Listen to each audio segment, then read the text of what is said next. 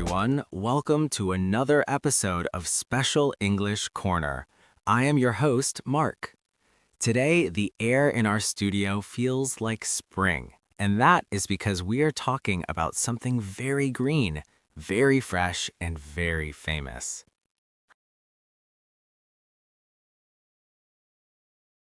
Hello, I'm Sharon. And Mark, I can see you have a beautiful glass on your desk. The leaves inside look like small, flat green swords.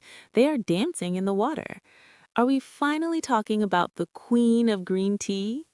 Yes, Sharon. Today we are exploring the story of Westlake Longjing, also known as Dragon Well tea. This is not just a drink. It is a piece of Chinese culture that has lived for over 1,200 years. For our listeners who are learning English, let's start with the name.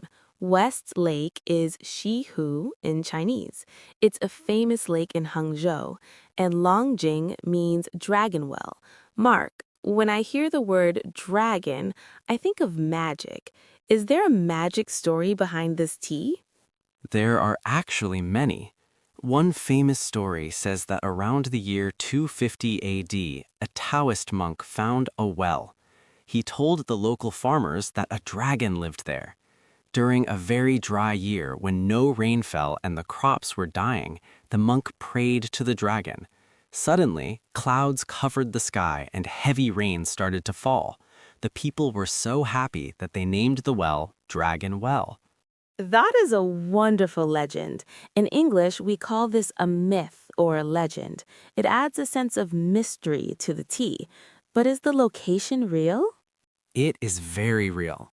Westlake Longjing grows in the mountains surrounding the West Lake in Hangzhou, Zhejiang Province. To our listeners, if you look at a map of China, Hangzhou is near Shanghai. The environment there is perfect for tea. It is surrounded by mist and clouds. Sharon, do you know what mist means? Yes, mist is like a thin cloud that touches the ground. It's not as thick as fog, but it makes the air very moist. In English, we say the air is humid. Exactly. The tea plants love this humid weather. They grow on the slopes of the hills. A slope is the side of a mountain. Because the hills are sloped, the water doesn't stay too long around the roots. The tea plants like to drink water, but they don't like to stand in it. That makes sense. And the soil there is very special too. It is quartzitic soil, which means it has a lot of minerals. This gives the tea its unique taste. But Mark, I've seen Longjing tea in many shops. Is it all the same? No, and this is very important for beginners to know. True Westlake Longjing is grown in a protected area of about 168 square kilometers.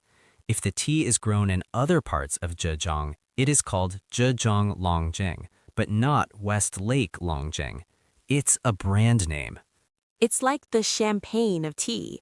Only sparkling wine from the Champagne region in France can be called champagne. Perfect analogy, Sharon. An analogy means comparing two things to explain an idea. So, when you buy this tea, you must look for the Westlake label. It represents the highest quality.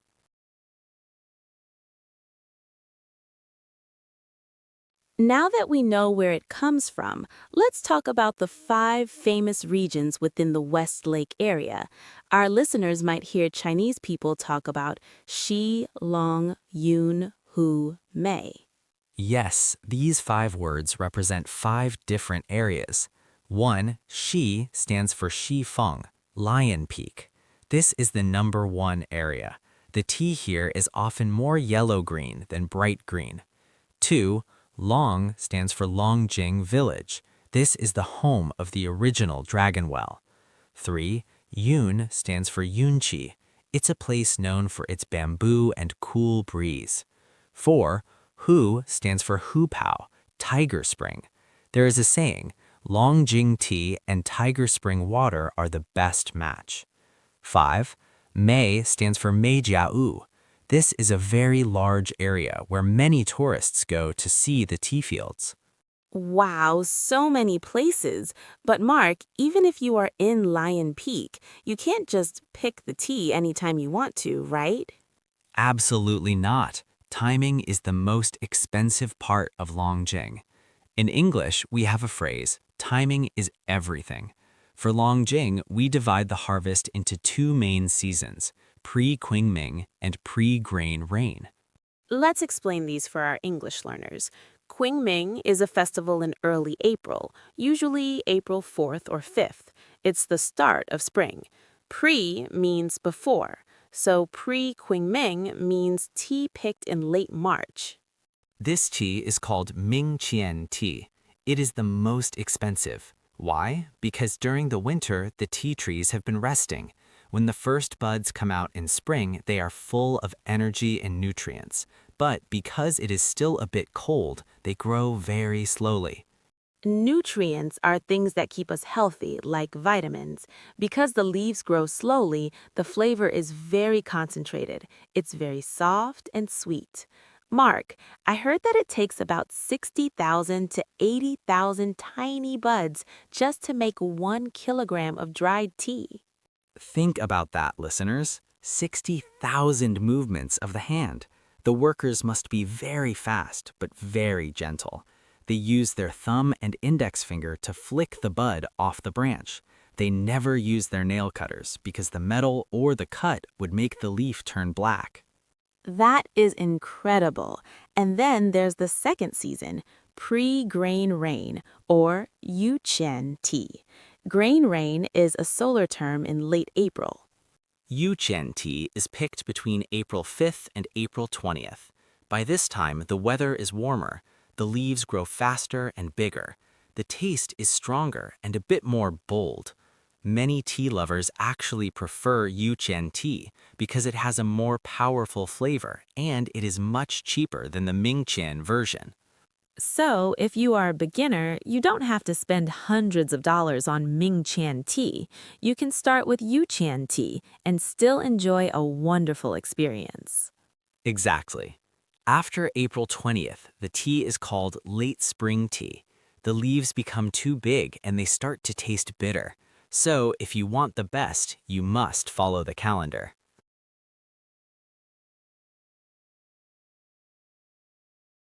Okay, so the leaves have been picked. They're sitting in a basket.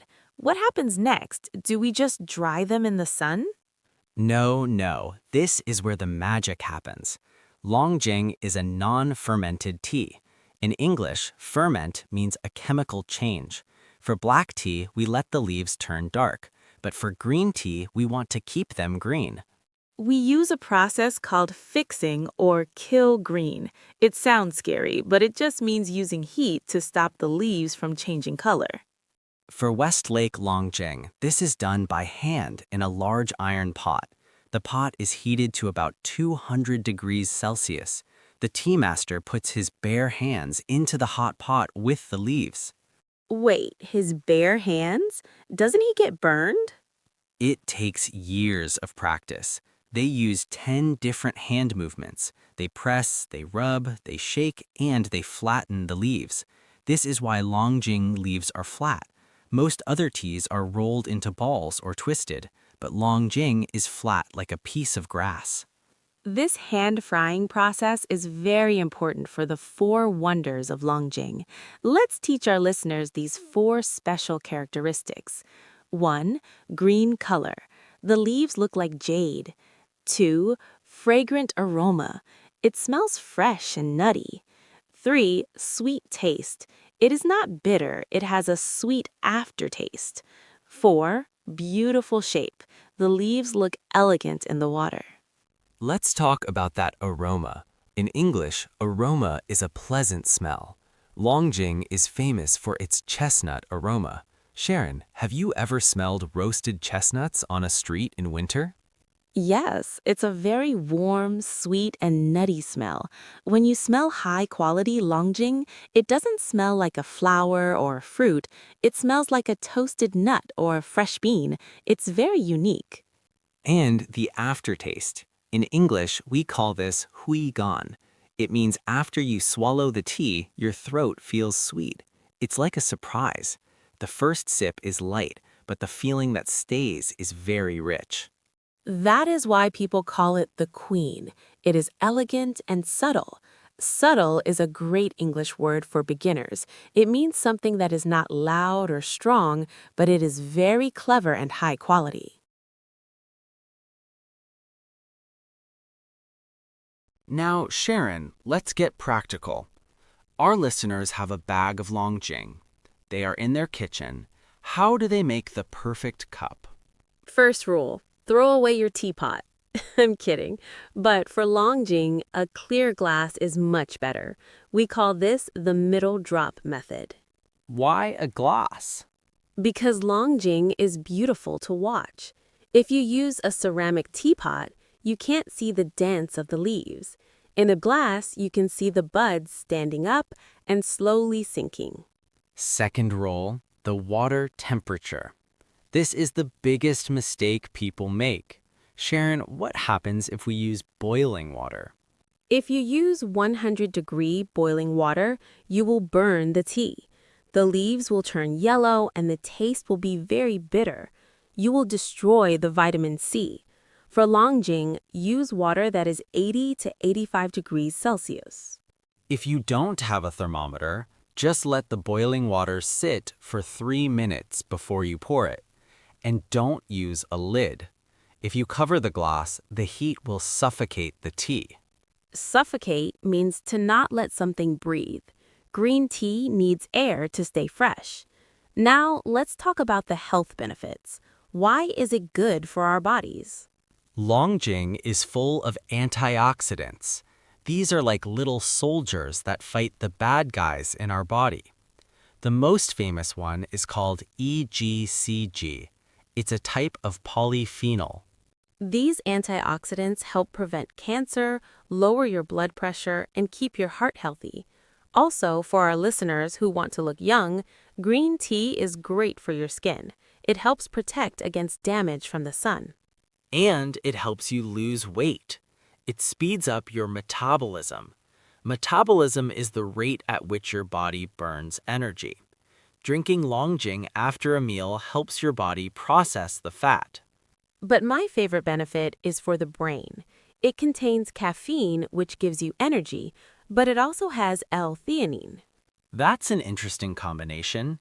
Caffeine makes you alert or awake, but L-theanine makes you relaxed. So instead of being jittery, like when you drink too much coffee, you feel calmly awake. It's perfect for studying English.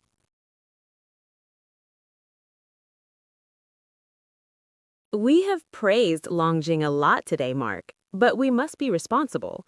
Is green tea safe for everyone? That is a very good question. Even though it is a superfood, there are some people who should be careful. For example, people with a cold stomach in Chinese medicine, because green tea is cool. If you drink too much of it on an empty stomach, you might feel dizzy or have a stomachache. In English, we call this tea sickness. If you feel weak or shaky after drinking tea, it means you should eat something first. Never drink strong green tea when you are very hungry. Also, people with insomnia. Insomnia is a word for people who cannot sleep. If you have trouble sleeping, don't drink Longjing after 4 p.m. The caffeine stays in your blood for many hours. And what about pregnant women or people with iron deficiency? Yes, they should be careful. Green tea can make it harder for your body to absorb iron from your food. So, if you have anemia, low iron in the blood, don't drink tea right after your dinner. Wait an hour. Those are very helpful tips. To finish our episode, let's talk about how to store your tea. Longjing is very delicate. Delicate means it is easy to break or spoil. To keep it fresh, you must keep it away from 3 things: light, heat, and smells. So don't put it in a clear plastic bag on the sunny window. Definitely not. The best way is to put it in an airtight tin and put it in the fridge. Yes, the refrigerator. If you keep it at 5 degrees Celsius, it will stay fresh for a year. But make sure the tin is sealed tight, or your tea will smell like the onions in your fridge. Onion-flavored Longjing. That sounds terrible. Yes, that would be a disaster. Well, Mark, I think we have covered everything, from the dragons in the well to the tea in the fridge. We hope our listeners learned a lot of English today and also learned to love this amazing Chinese tea. Remember, learning a language is like brewing tea. You need the right temperature, a bit of patience, and you have to enjoy the process. What a beautiful way to end the show. Thank you for listening to Special English Corner. Next time you have a cup of tea, try to describe the aroma and the taste in English. It's nutty. It's refreshing. Until next time, I'm Sharon. And I'm Mark. Happy learning and happy tea drinking. Goodbye. Bye-bye.